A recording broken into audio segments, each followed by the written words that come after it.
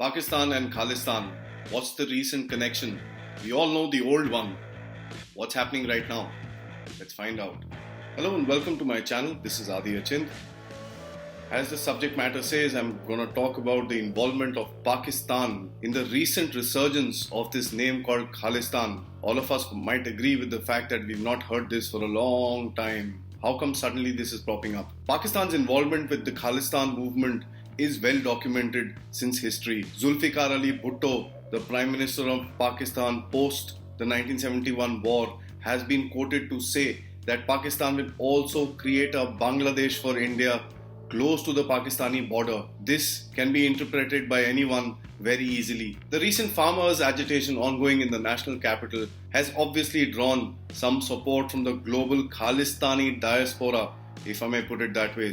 In London, there were hundreds of protesters outside the Indian embassy waving the Khalistani flag. Amongst the participants were the members of the Sikh Federation, known to be a part of the Khalistani movement based out of the United Kingdom. One thing to notice that also present in these protests was Paramjit Singh Pamma, a man wanted in India for his connections to the banned terror group Sikh for Justice. This outfit is believed to be funded by the Pakistani ISI. The outfit Sikh for Justice tried its stunts by pushing the UK Parliament to back the protest officially. I wonder why the British think they still have some connection or a control, even if I may put it that way, over India.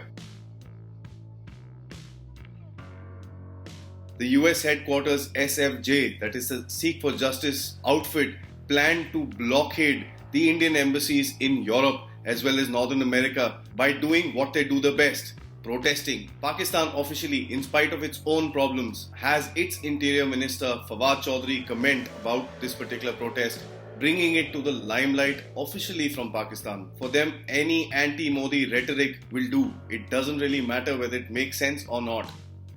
The recent Delhi police arrest of 5 individuals who were on a mission of doing some high-profile assassination, at least that's what they tell us. 2 of them were Khalistani supporters and 3 were the members of the Hizbul Mujahideen. I wonder what their motive was. Indian intelligence, in coordination with their counterparts in the UAE, detained ISI connect man with the Khalistani movement, who is Sukhmeet Pal Singh. This arrest was done in Dubai in December 2020.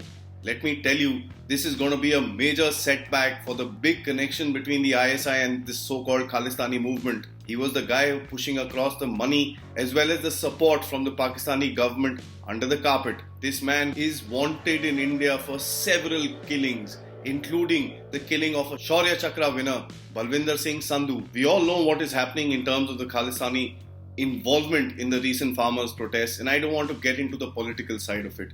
What I want to find out is what is the reasoning behind Pakistanis trying to rack up this Khalistani movement. Firstly, it is very simple to understand that the Pakistanis want to bleed India. Secondly, in the Pakistani dreamland, they have hopes of creating a buffer state between India and Pakistan so as to reduce the so-called threat from India. They also hope to cut the land route between Jammu and Kashmir and the rest of the country. And thirdly, which is a very simple thing, Pakistanis just want to create some or the other turmoil in the country. Apart from the couple of things that I just told you, how are the Pakistanis involved in this movement? There are a couple of more things that I'd like to mention, so stay tuned and find out. Well, a study of the so-called proposed map of Khalistan does not take even 1 inch of Pakistani territory. Why is that? Punjab, if you look at erstwhile maps, includes a large part of Pakistan. A lot of the Sikh shrines are in Punjab. Why is it that the official map of Khalistan runs along the Indian border? Quite interesting, correct? The fact that the Khalistani boundary lies at the same line between the Indian and Pakistan border shows the fact that they do not want to anger their owners sitting in the ISI headquarters in Rawalpindi. Another thing, the presence of Gopal Singh Chawla, a known Khalistani supporter based out of Pakistan during the inauguration ceremony of the Kartarpur corridor, is very clearly showcasing the intent of the Pakistanis. A senior correspondent from the CBC News, a Canadian, Terry Milwiski, has written a report saying Khalistan, a project of Pakistan. He actually comes out to state that this entire thing is a fantasy. He adds, the so-called Sikh activists complain about the 1984 massacre which occurred. No one wants to deny that. But they forget to mention Sikhs that were killed during the time of independence itself. What about the diminishing Sikh population in Pakistan itself? Why don't they look at that? From 40,000 Sikhs who were settled in Pakistan, it is down to about 8,000 people in 2002. These facts don't come across in their minds when they're taking money from their ISI handlers sitting in Pakistan. Now, to break down the so-called Khalistani involvement. Well, Khalistani supporters abroad have little clue of what is happening on the ground in India. These so-called protests in front of the embassies of India is just done so that they could get some media coverage. A small number of their population would actually spend their own money to come here and take part in these so-called protests. Coming to another point, every nation has its radicals as a part of its society. These are invariably exploited by many of forces that are against that particular nation. We've recently seen how the Antifa as well as the Black Lives Matter protests that were taking place in the United States, a lot of it was sponsored and pushed across by the Chinese and the Russians themselves. These are efforts made by enemy nations to ensure some sort of a turmoil in the target nation, resulting in weakness. Don't you really think that the attack on the capital as well as what happened in our Red Fort are similar? Don't you really think that the forces that are controlling these kind of protests, recently coming out from this so-called child activists for nature and Rihanna and other people, which have been really pushed back by the country, shows you that there is a larger interest at play, ensuring the fact that India must not be stable.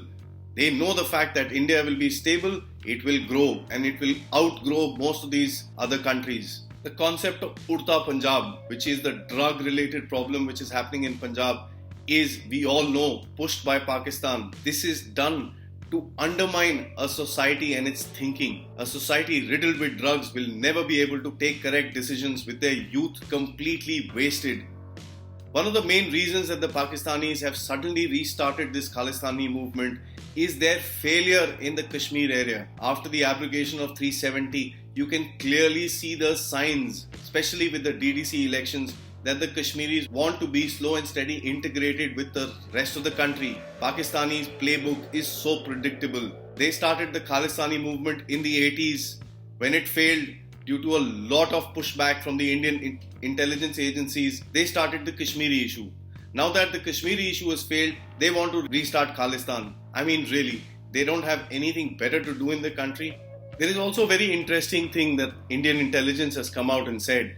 It is given details about the involvement of the Pakistani ISI with a nephew of Jarnail Singh Bhindranwale, the main target of the 1984 Operation Blue Star. Right or wrong, whatever it may be, this guy is being used by the Pakistanis to create an anti-India fervor within the Sikhs to close. Let me just tell you this one thing very clearly.